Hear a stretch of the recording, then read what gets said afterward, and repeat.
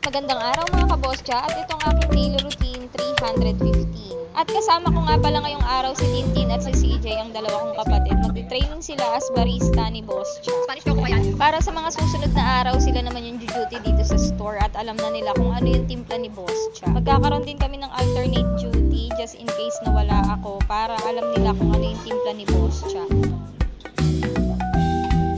At ito syempre ang pinaka-importante na kailangan kong ituro sa kanila, ang pag-brood ng coffee. Kasi hindi pwedeng basta-basta at saktong-sakto dapat yung sukat niyan.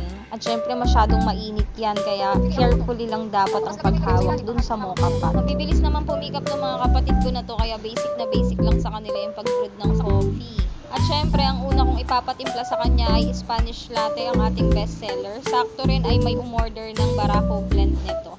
At ayan, mag 12 AM na rin neto. Yun lang naman ang aking maikling scenario for today's video. Bukas na lang ulit tayo magkita-kita sa aming daily routine. Bye!